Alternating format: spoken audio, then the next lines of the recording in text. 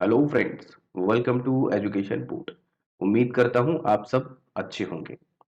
Friends, Hindi वर्डमाला का ये हमारा पार्ट 2 है। इससे पहले हमने पार्ट 1 किया था जिसमें कि 35 क्वेश्चन किए थे व्याख्या सहित। अगर आपने पार्ट 1 नहीं देखा है तो वीडियो का लिंक डिस्क्रिप्शन में दिया हुआ है, आप वो वीडियो देख सकते हैं। तो चलिए हिंदी वर्डमाला के हम पार्ट 2 की शुरुआत करते हैं। चूंकि हमने वहां पर 35 क्वेश्चन किए थे तो यहाँ पर हम इस सेशन में 36 से शुरुआत करेंगे। ठीक है, तो चलिए स्टार्ट करते हैं। 36 क्वेश्चन है, निम्नलिखित में से कौन सा मूल दीर्घ स्वर नहीं है? और आपके ऑप्शंस हैं आ, ई, उ, ओ। पार्ट 1 में हमने क्वेश्चन नंबर 9 किया था जिसमें कि आपसे पूछा गया था मात्रा के आधार पर, जहां पे हमने ह्रस्व स्वर, दीर्घ स्वर और प्लुत स्वर पढ़े थे। परंतु यहां हमें जनरल पूछा जा रहा है, मूल दीर्घ स्वर। तो मैं आपको इस क्वेश्चन को थोड़ा सा समझा देता हूं कि देखिए, हमारे स्वर 3 प्रकार के होते हैं। नंबर 1, ह्रस्व स्वर। ठीक है, जैसा कि हमने क्वेश्चन नंबर 9 में भी किया था, वहां पर भी ह्रस्व स्वर था, दीर्घ स्वर था और प्लुत स्वर था, लेकिन वहां पर मात्रा के आधार पर था। यहां पर जो हम कर रहे हैं वो जनरल कर रहे हैं कि हमारे स्वर 3 प्रकार के होते हैं।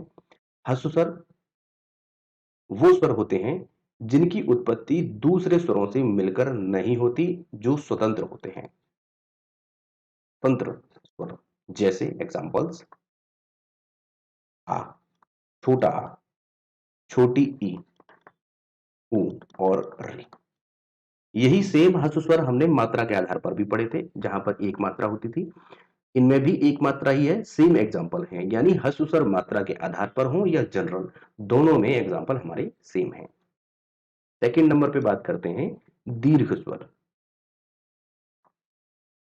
दीर्घ स्वर, दीर्घ स्वर में जिन स्वरों की उत्पत्ति मूल स्वरों के योग से होती है।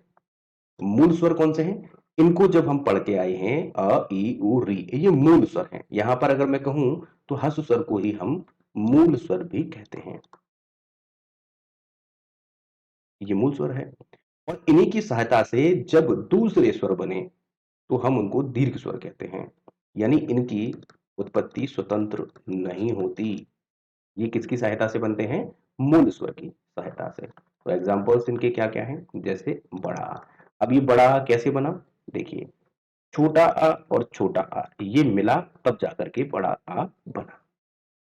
ठीक है, नेक्स्ट एग्जांपल है बड़ी ई। यहां पर बड़ी ई बनाने के लिए छोटी ई और छोटी ई इनका योग बनता है, तभी तो बड़ी ई बनती है। तो कुल मिलाकर के यहां पर भी योग बन रहा है। उसके बाद अगर देखें दूसरा एग्जांपल बड़ा ऊ, तो यहां पे छोटा ऊ मिला और उसके बाद दूसरा छोटा ऊ मिला। ठीक है, इनके योग से बड़ा ऊ बना, तो ये दीर्घ स्वर हो गए। इनको हम मूल दीर्घ स्वर भी कहते हैं। यहाँ पे ह्रस्व स्वर इनको मूल स्वर कहते हैं और ये मूल दीर्घ स्वर हैं, मूल हैं ये भी। ठीक है, अगला नेक्स्ट पढ़ते हैं हम इसमें, जो होता है संयुक्त स्वर। अब आप मात्रा के आधार पर जो हमने क्वेश्चन नंबर 9 में पढ़े थे उनसे आप इनका डिफरेंस देखना कि इनमें और उनमें क्या अंतर है। ह्रस्व स्वर तो हमें सेम मिलता है, बट दीर्घ स्वर में हमें अंतर मिल रहा है। और संयुक्त स्वर में भी वहां प्लुत स्वर जो था, वहां पे 3 मात्रा का बोध होता था, और जो कि संस्कृत में ही इस्तेमाल होता है, हिंदी में इस्तेमाल अब नहीं होता है। तो अगर आपसे जनरल पूछा जाता है मात्रा के आधार पर तो 2 होते हैं, और अगर 3 ऑप्शन दिया हुआ है तो वो संस्कृत भी ऐड करके पूछ रहा होता है। ठीक है, अब हम यहाँ पर फिलहाल बात कर रहे हैं जनरल, ह्रस्व स्वर, दीर्घ स्वर, और अब अगला नेक्स्ट है संयुक्त स्वर। संयुक्त स्वर में ऐसे स्वर होते हैं जो कि असमान स्वर, यहां पर एक जैसे स्वर मिल रहे थे, ई, लेकिन यहां पर अलग अलग स्वर मिलते हैं। यानी इस ई में ऊ मिल जाएगा, यानी असमान मिल जाएगा, अपने जैसा ही नहीं मिलेगा। यहां पर हमने देखा कि बड़ी आ में अपने जैसे ही तो स्वर मिल रहे थे, ई, है ना, लेकिन यहां पर क्या होगा कि अलग अलग असमान स्वर, असमान स्वर मिलकर के संयुक्त स्वर बनाते हैं। जैसे एग्जाम्पल में देखें हम, एग्जाम्पल में है ए। ये ए जो बनती है ये आ से और ई से बनती है। याद रखेंगे, ये कभी-कभी आपसे पूछा भी जाता है। साथ में ये संधि विच्छेद जब हम करते हैं, वहाँ पर इसका बहुत इस्तेमाल होता है। ए, ई बनता है आ और ई से, ये ई है, ठीक है? ई।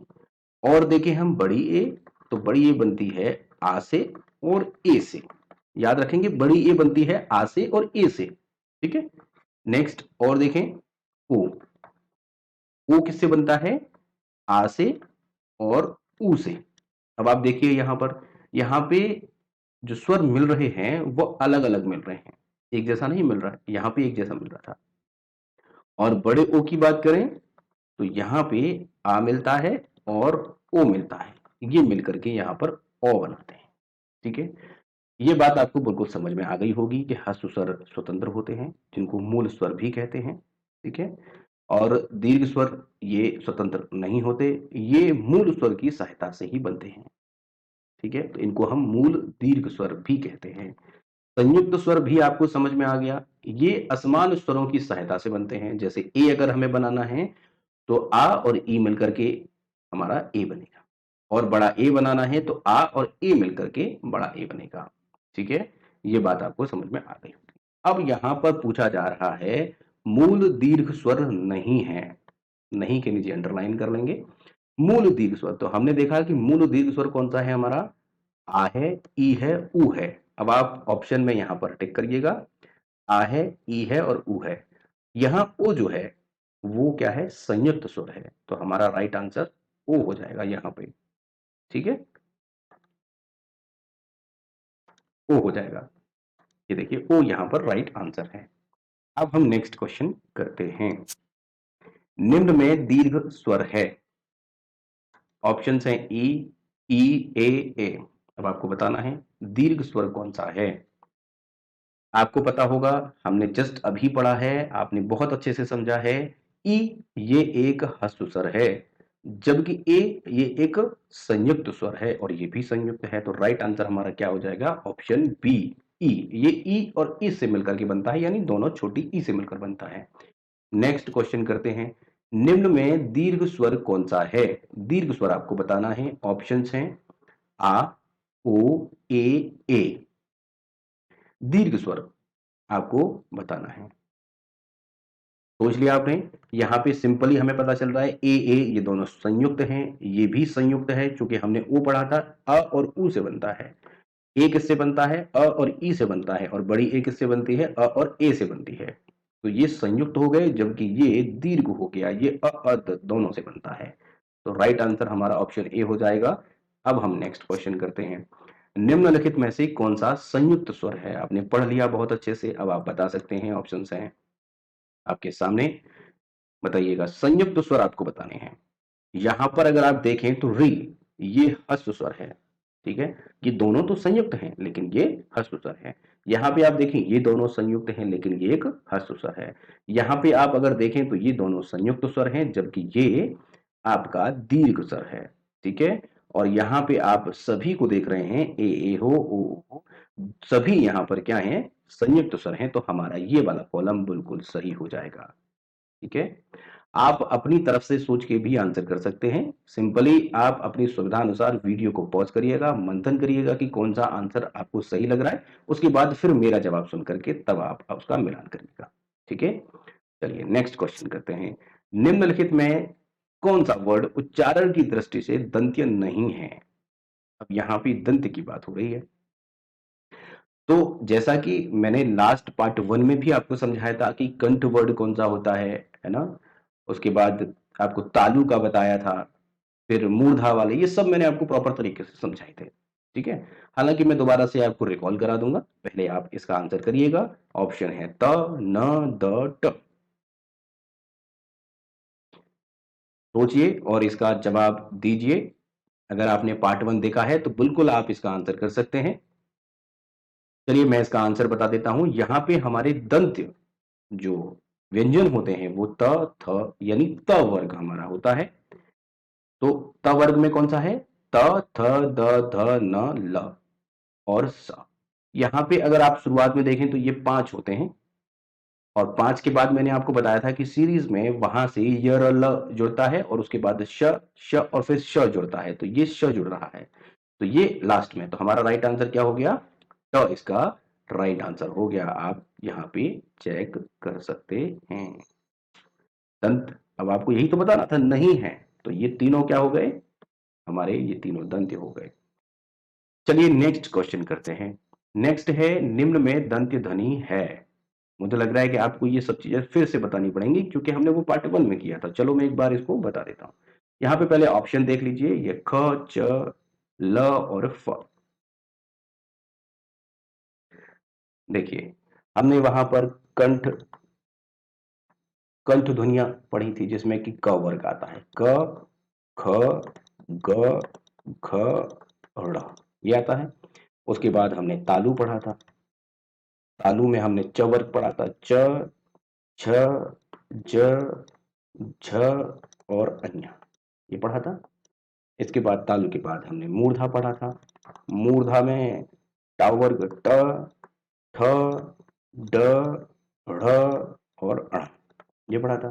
5-5 सभी में पढ़े थे। मूर्धा के बाद हमने मूर्धा के बाद पढ़ा था दंत, तो दंत में हमने त वर्ग पढ़ा था, त, थ, द, ध और न। दंत के बाद हमने ओष्ठ पढ़ा था, ओष्ठ, और ओष्ठ में हमने पढ़ा था प, प, ब, भ और म। यहाँ ब आता है, व नहीं आता, ठीक है। उसके अलावा हमने दंत ओष्ठ भी पढ़े थे, यहाँ पे सिर्फ हमारा व आएगा। अब आप देखिए, सिर्फ हमारा व आएगा। यहाँ पे हमने 5-5 इनके पढ़े थे। अब मैंने आपको यहाँ से अलग से बताया था कि यहाँ हमने सबसे पहले क्या क्या जोड़ा। भाई ये तो आपके सभी व्यंजन हो गए, इसके बाद हमने अंतस्थ व्यंजन, है ना, और ऊष्म व्यंजन ये जोड़ रहे हैं।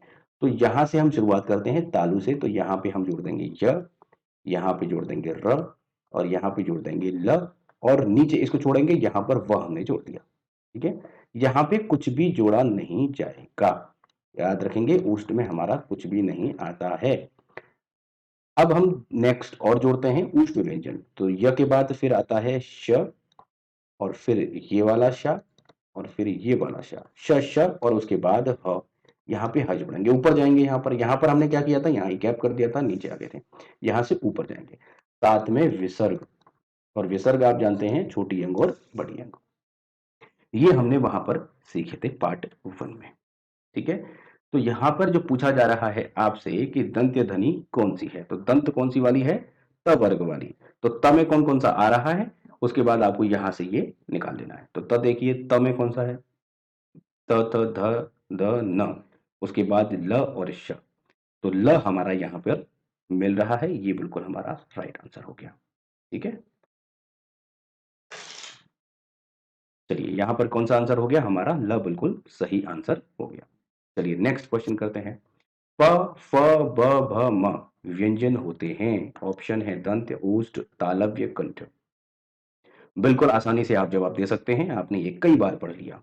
तो प, फ, ब, भ, म ये हमने पढ़ा था सेकंड लास्ट रो में, जो था ओष्ठ, तो ओष्ठ इसका बिल्कुल राइट आंसर हो जाएगा। नेक्स्ट क्वेश्चन करते हैं। हिंदी की ब ध्वनि है, जस्ट अभी हमने किया है, ऑप्शन है दंत ध्वनि, ओष्ठ ध्वनि, कंठ ध्वनि, तालव्य ध्वनि, तो यहां पर बिल्कुल राइट आंसर हो जाएगा ओष्ठ ध्वनि। नेक्स्ट क्वेश्चन, व का उच्चारण स्थान है, ऑप्शन हैं दंत, ओष्ठ, दंतोष्ठ और कंठोष्ठ। सोचिए और जवाब दीजिए। सोचने के लिए आप वीडियो को पॉज भी कर सकते हैं, आपको जितना समय चाहिए आराम से सोचिए, जिससे कि आपकी प्रैक्टिस अच्छे तरीके से हो जाए। तो यहाँ पर हमारा राइट आंसर हो जाएगा दंतोष्ठ, क्योंकि हमने देखा था य र ल व, तो वह हमारा सबसे लास्ट में था दंतोष्ठ में। नेक्स्ट, निम्नलिखित में से कौन ट वर्ग में नहीं आता, आपको ट वर्ग पहचानना है। ट वर्ग ट, ठ, ड, ढ, न, यही तो पहचानना था। यहाँ पे आपके ऑप्शन है ट, ढ़, ध और ड़। आपको ट वर्ग में पहचानना है कि कौन सा नहीं आता। आप जानते हैं कि ट में ठ आता है, ट आता है खुद, दो हो गए, उसके बाद ड़, उसके बाद ड़ और उसके बाद ड़। ड, ट, ठ, ड़, ड़, ड़। ये आते हैं। तो देखिए ये भी है, ये भी है, ये भी है, बट ये नहीं है। ये ध किसमें आता है? ये आता है दंत में। दंत का कौन-सा है? त वर्ग। ट वर्ग में नहीं आता, ये त वर्ग में आता है। तो राइट आंसर हमारा थ हो जाएगा। नेक्स्ट, इनमें से कौन-सा वर्ड स्पर्श व्यंजन नहीं है? स्पर्श व्यंजन आपको बताना है नहीं है। और आपके ऑप्शंस हैं क, च, ड, य। स्पर्श व्यंजन नहीं है, ये आपको बताना है। अब आप इसका जवाब तभी दे सकते हैं जब आपको ये पता हो कि स्पर्श व्यंजन क्या होते हैं। तो चलिए मैं इसको एक्सप्लेन कर देता हूँ। यहाँ पे आप अंडरलाइन करेंगे, स्पर्श व्यंजन नहीं पूछ रहा है आपसे। तो देखिए, हमने क वर्ग पढ़ा था, 5 वर्ग पढ़े थे, उसके बाद क च वर्ग पढ़ा, क च ट त और प, यही तो वर्ग पढ़े थे। इन वर्गों के जो नाम पढ़े हैं, इनके शुरुआत के जो वर्ड हैं, उन्हीं के नाम पर पढ़े हैं। तो इसका शुरुआत का कौन सा है? क, इसका कौन सा है? च, इसका कौन सा है? ट, इसका त और इसका प। इनकी शुरुआत ही उनके नाम पर, इनके वर्ग के नाम डाल दिए हैं। तो क के बाद हमने पढ़ा था ख, ग, घ, ड़। इसमें च में पढ़ा था हमने च, छ, ज, झ और ञ। आपका रिवाइज हो रहा है बार-बार। ट में पढ़ा था ट, ठ, ड, ढ़ और ण।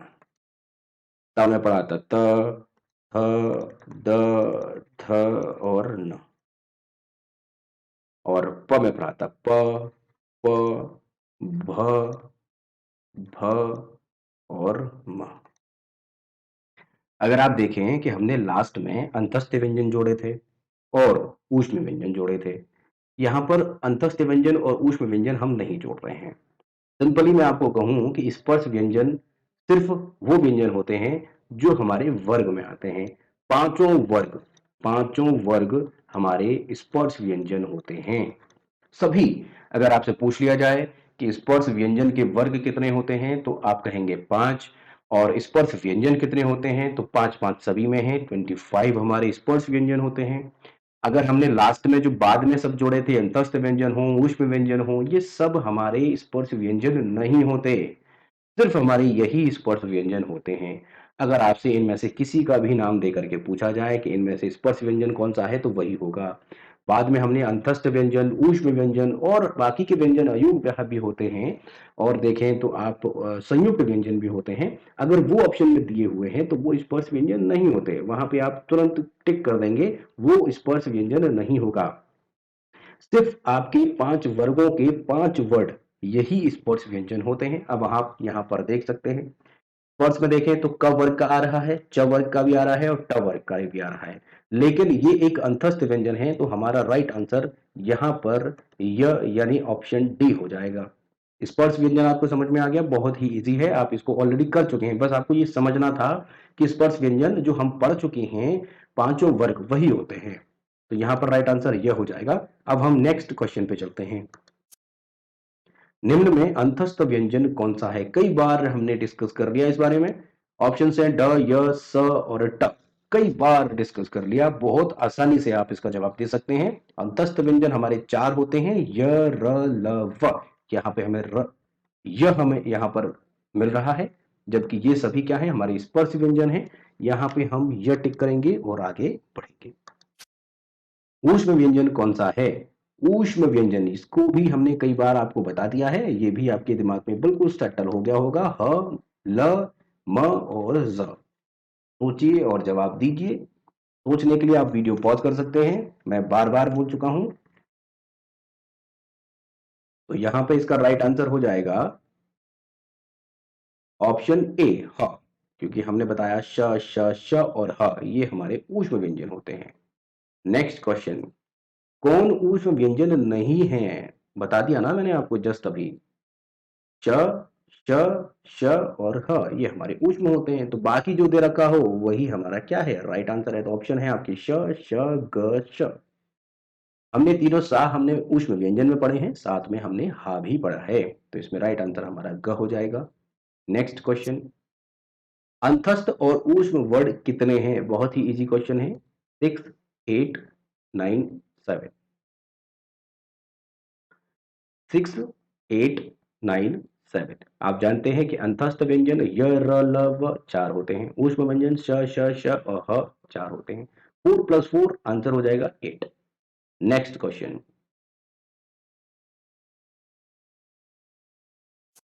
दो व्यंजन जब एक साथ मिलते हैं तो क्या कहलाते हैं? दो व्यंजन अगर मिल जाएं तो क्या कहलाते हैं?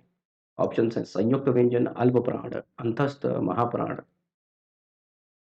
अल्प प्राण और महाप्राण में आपको आगे क्वेश्चंस मैंने आपके लिए बनाए हैं, मैं आपको प्रॉपर तरीके से समझाऊंगा अल्प प्राण क्या होता है, महाप्राण क्या होता है।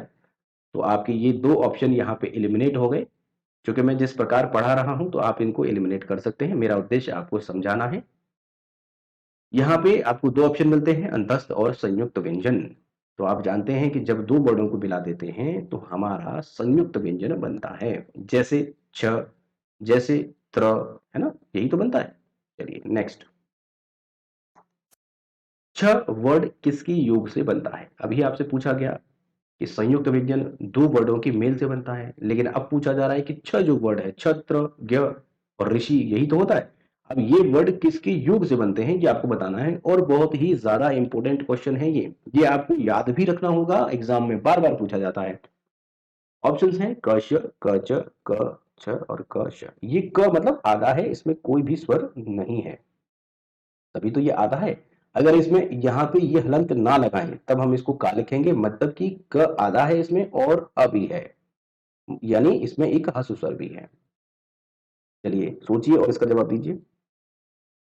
तो छ बनता है, आप इसको नोट करिएगा ध्यान से कि छ अगर बन रहा है तो ये आधे क और इस वाले सा से बनता है, ये षटकोण वाला सा बोला जाता है, इससे ये बनता है। तो क और षटकोण वाले सा से हम छ बनाते हैं। तो राइट आंसर क्या हो जाएगा हमारा? राइट आंसर यहां पे हो जाएगा क और श। ठीक है, चलिए नेक्स्ट क्वेश्चन। स्वर ध्वनि निम्न में किसके अंतर्गत आती है? बताइए। ऑप्शन है मूल स्वर, घोष वर्ड, संयुक्त व्यंजन, तालव्य। तो यहां पर राइट आंसर हो जाएगा संयुक्त व्यंजन। छ संयुक्त व्यंजन तो है, त्र संयुक्त व्यंजन है, ज्ञ संयुक्त व्यंजन है और ऋषि संयुक्त व्यंजन है। ज्ञ वर्ड किन वर्डों के संयोग से बना है? ज्ञ बताना है आपको, छत्र ज्ञ हमने पढ़ा, ये अब आपको वर्ड बताने हैं, तो यानी यहाँ पे हमें ज्ञ बताना है कि ज्ञ वर्ड किन वर्डों के योग से बना है। ऑप्शन है ज, अया, ज, आधा जा है और अया है, ज, ध, ज, ड्य। सोचिए और जवाब दीजिए। आप अपना जवाब मन में टिक करिएगा या कमेंट सेक्शन में करिएगा। तो यहाँ पे अब हमें बताना है ज्ञ का। तो ज्ञ में आप याद रखेंगे हमेशा आधा ज लगता है प्लस अइया लगता है, ये ठीक है। इन दोनों के योग से हम ज्ञ बनाते हैं। ठीक है, तो हमारा राइट आंसर क्या हो जाएगा यहाँ पे? Option B. नेक्स्ट। हिंदी वर्डमाला में कुल कितने अयोग वाह हैं? कुल कितने अयोग वाह हैं? अच्छा, हमने वहां पर जो क्वेश्चंस किए हैं, मैंने आपसे पूछा छ का और ज्ञ का। छ और ज्ञ का ही तो पूछा है, मैंने ऋषि का नहीं पूछा आपसे, मैंने त्र का नहीं पूछा। तो मैं वहीं पर आपको बता देता हूं कि इन चारों में किस किस का मेल होता है। ज्ञ का हमने पढ़ लिया, छ का भी हमने अभी पढ़ा, क और आधा क और प्लस श, इसके मेल से बन रहा है। त्र, त्र का पढ़ लीजिए, त्र में हमें मिलता है आधा ता और रा, इसके मेल से त्र बनता है। और हम ऋषि वाला यहाँ पे ये जो बनता है ये श आधा बनता है और र इनके योग से बनता है। तो योग आप याद रखिएगा, एग्जाम में बार बार पूछा जाता है, इसीलिए मैंने यहीं पर आपको चारों बता दिए हैं, ज्ञ, छ, त्र और ऋषि। नेक्स्ट। यहाँ पर पूछा जा रहा है अयोग वाह कितने हैं? अयोग वाह मैंने आपको कई बार बताया है, सिर्फ हमारे दो अयोग वाह होते हैं। तो हमारा यहाँ पर आंसर हो जाएगा दो।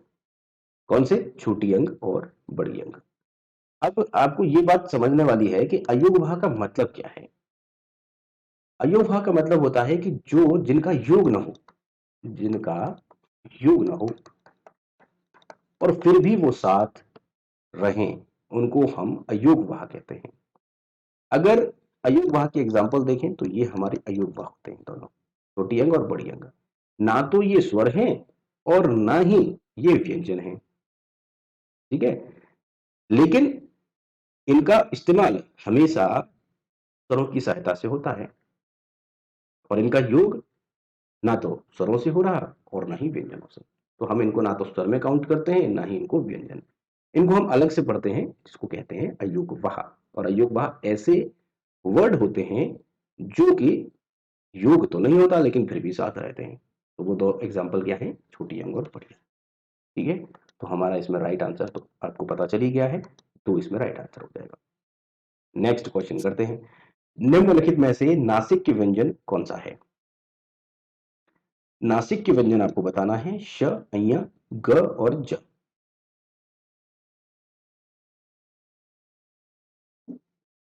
बताइए। अब आपको ये समझना है यहाँ पर कि नासिक के व्यंजन कौन कौन से होते हैं। यानी जब हम उच्चारण करते हैं, उच्चारण के समय बल यानी हवा वो नाक से निकलती हो, बल पड़ता हो नाक पर, वो नासिक के व्यंजन होते हैं। अगर मैं कहूं जो हमने वर्ग पढ़े हैं, कितने वर्ग पढ़े? 5 वर्ग।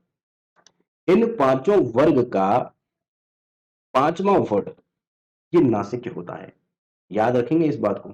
हमने क वर्ग में पढ़ा, हमने क च वर्ग पढ़ा, ट वर्ग पढ़ा, त वर्ग पढ़ा और प वर्ग पढ़ा। पढ़िए ऐसा जो एक बार में ही आपके सारे कॉन्सेप्ट क्लियर हो जाए और आपको बहुत कम रिवीजन करने की आवश्यकता पड़े। जल्दबाजी बिल्कुल मत करिए कि नहीं नहीं ये होता है, ये होता है, वो आगे बढ़ जाइए, आपके दिमाग में तो स्टेबल रह ही नहीं पाएगा। इसलिए आप इत्मीनान से पढ़िएगा। मैंने आपको जिस तरीके से वर्णमाला पढ़ाई है, अगर आप वैसे पढ़ लेते हैं तो 15-20 दिन बाद आप एक बार रिवाइज करिएगा, फिर एक 15-20 दिन बाद, यानी 3-4 बार अगर आपने रिवाइज कर लिया तो आपको वर्णमाला में कभी कोई दिक्कत नहीं आएगी। लेकिन अगर आप जल्दबाजी में ही पढ़ते चले जाते हैं, आप समझ ही नहीं रहे हैं या अपने माइंड को स्टेबल नहीं कर रहे हैं उन वर्ड्स को लेकर के, तो वो स्टेबल नहीं रह पाएंगे। चलिए खैर, यहाँ पे हम बात कर रहे हैं हम पांचों वर्ग का मैंने बताया लास्ट का, तो क का हमारा सबसे लास्ट में था ड, यही था ना, ड। और च वर्ग का हमने देखा था अइया, ये पांचवा था। और ट वर्ग का था ड़, और त वर्ग का था न, और प वर्ग का था म। यही तो, ये पांचों हैं और ये पांचों वर्ड यही कहलाते हैं हमारे नासिक के। देखिए हिंदी वर्णमाला में है कुछ नहीं, बस आपको इनको समझना है कि इनको क्या बोलते हैं, इनको क्या बोलते हैं और इनका क्रम क्या है, बस इन्हीं पर आपसे घुमा फिरा करके क्वेश्चन पूछे जाते हैं। अब क्या आपको ये तो पता ही है ना कि क वर्ग में ड़ आता है, और ये ड़ स्पर्श व्यंजन भी हो गया, नासिक के व्यंजन भी हो गया, पांचवा भी हो गया, क वर्ग का भी हो गया। बताइए हो गया कि नहीं हो गया? अब आगे चल करके हम पढ़ेंगे अल्प प्राण महाप्राण, तो आपको समझ में आएगा कि एक ही व्यंजन उसके कई गुण होते हैं।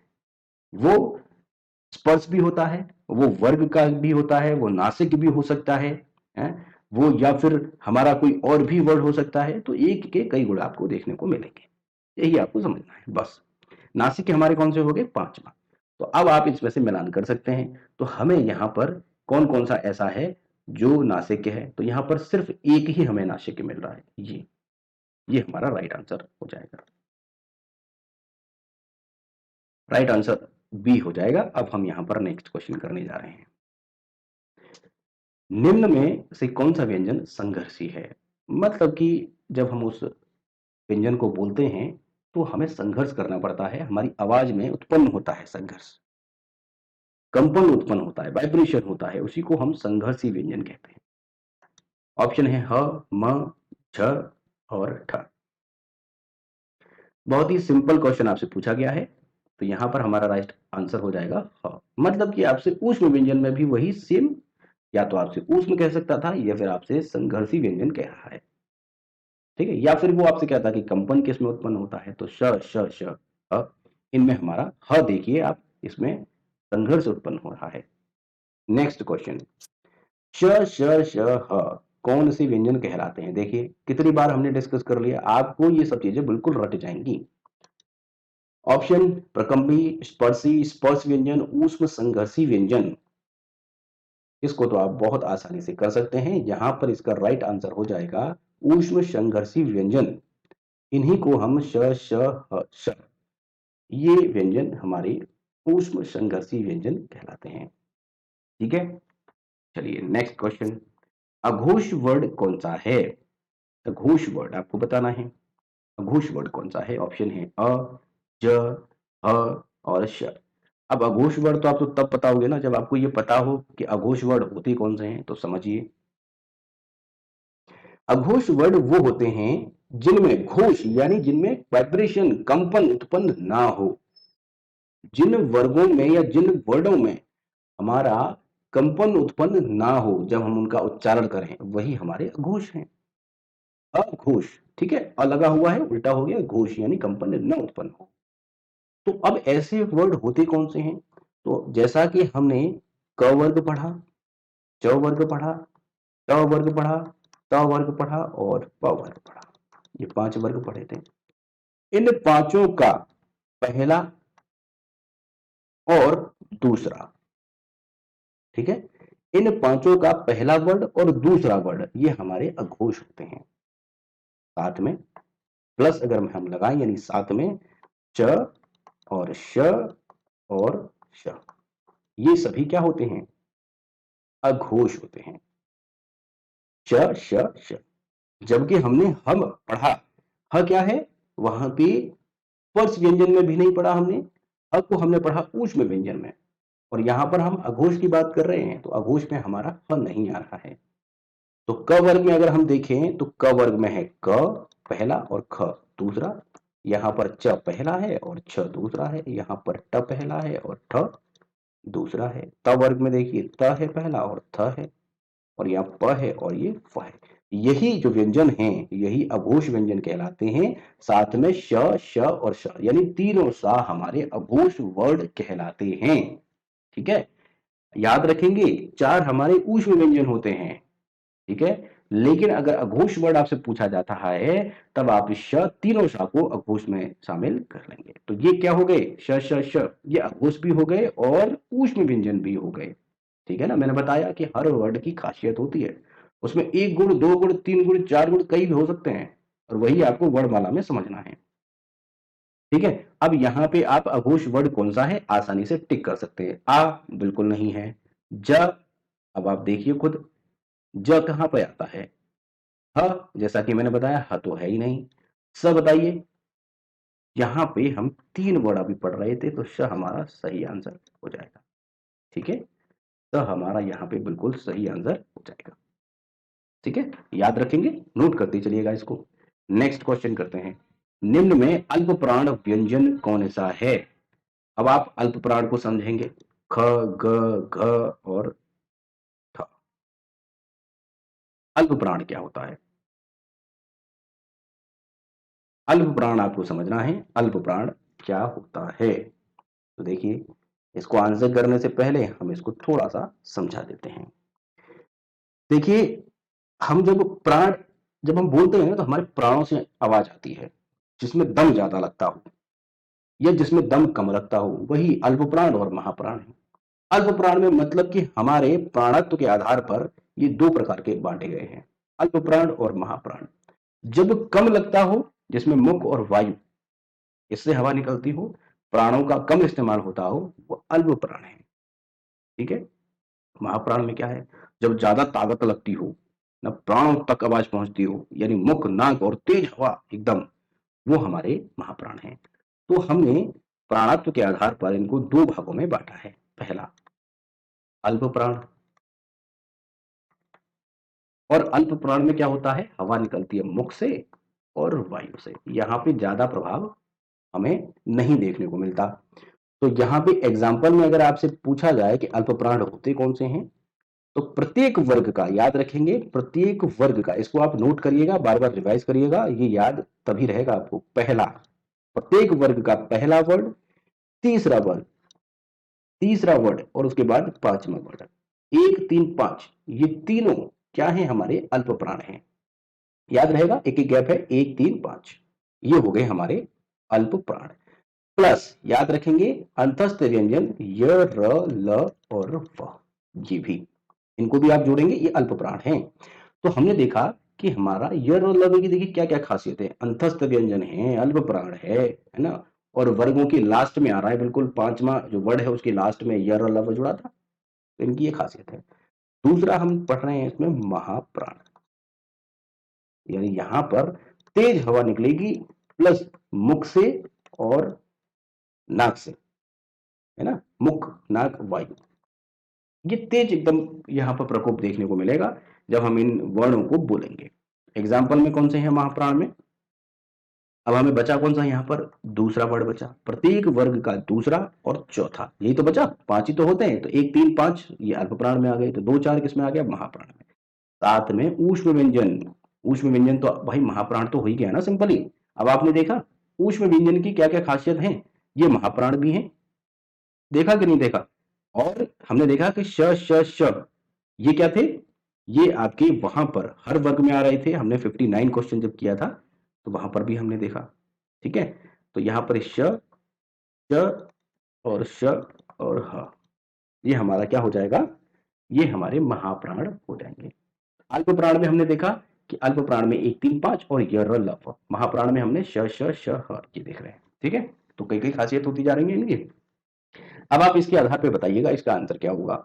तो आप यहाँ पे अल्प प्राण आपको बताना है, तो अल्प प्राण क्या ख होगा? तो क ख ये महाप्राण है। दूसरा आ रहा है ना क ख, क वर्ग का दूसरा, क ख ग ये तीसरा आ रहा है, और अल्प प्राण में पहला तीसरा पांचवा होता है, तो यहीं पर यही आंसर हमें सही लग रहा है। घ को भी देख सकते हैं, ठ को भी देख सकते हैं, ये हमारे यानी महाप्राण है, ये अल्प प्राण नहीं। तो राइट आंसर हमारा क्या हो जाएगा? ग, ठीक है।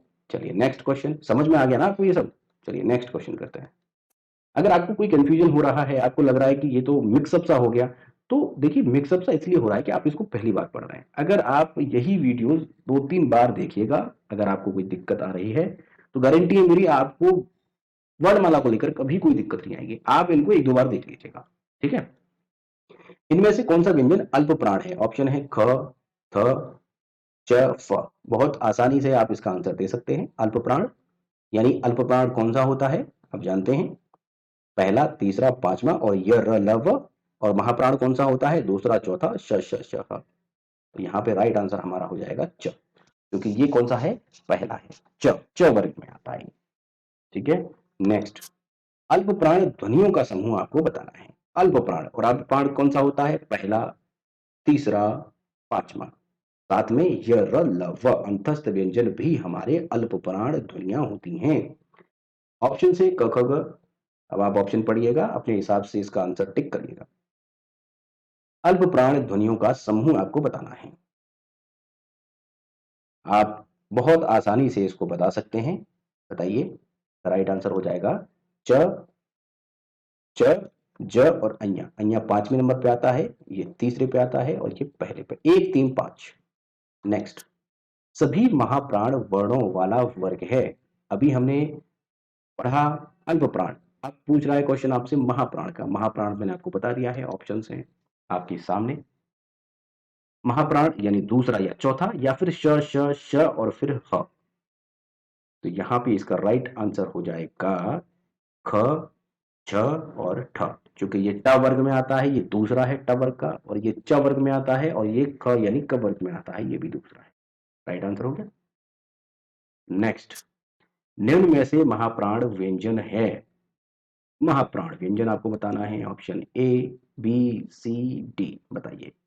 महाप्राण, महाप्राण दूसरा या चौथा, या फिर श श स ह, ये होते हैं। तो राइट आंसर यहाँ पे क्या हो जाएगा? ख, ये हमारा महाप्राण हो जाएगा। नेक्स्ट क्वेश्चन, अघोष वर्ड कौन सा है? पढ़ा दिया मैंने आपको, ऑप्शन है अ ज ह स। अघोष वर्ड आपको बताना है। अघोष, अघोष वर्ड होता है, यानी हमारा राइट आंसर सा हो जाएगा। अघोष वर्ड मैंने आपको कई बार बता दिया है कि अघोष हमारे कौन से वर्ड होते हैं, ठीक है। हमने यहाँ पर 65 क्वेश्चन कर लिए हैं, और आई होप आपको इन 65 तक कोई भी दिक्कत नहीं होगी, क्योंकि हमारा ये पार्ट नंबर 2 है। मेन जो हमने पढ़ाई की है वो पार्ट 1 में की है। पार्ट 1 से आपका बिल्कुल बेसिक्स क्लियर हो जाएंगे, वहां पे आपका बेस अच्छा मजबूत हो जाएगा। उसके बाद आप पार्ट 2 करेंगे, बहुत आसानी से आप पार्ट 2 को भी कर पाएंगे।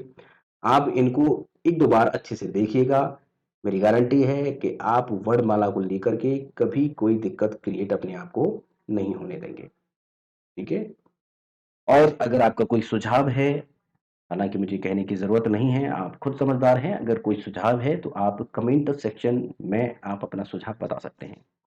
हम हर सब्जेक्ट पे आपके लिए एमसीक्यूज़ लेके आ रहे हैं और व्याख्या सहित आपको एमसीक्यूज़ करवा रहे हैं। जिनको मैंने लेक्चर्स के द्वारा पढ़ा दिया है, जिन सब्जेक्ट्स को, वो मैं आपको एमसीक्यूज़ करवा रहा हूँ, साथ में उनकी व्याख्या भी कर रहा हूँ। हिंदी हमने अभी लेक्चर्स के माध्यम से नहीं पढ़ी थी, तो यहाँ पर हमने एमसीक्यूज़ के माध्यम से आपको सब कुछ व्याख्या सहित समझाया है, तो लेक्चर भी हो गया, प्लस आपकी प्रैक्टिस भी हो गई। ठीक है? मेरी कोशिश है कि आपको जो भी मैं दूँ, प्रॉपर तरीके से आपको समझ में आ सके और आपकी उस टॉपिक पे बहुत अच्छी समझ बन सके। ठीक है? चलिए अपना ख़्याल रखिएगा, मिलते हैं हम नेक्स्ट लेक्चर में। Okay, bye and take care.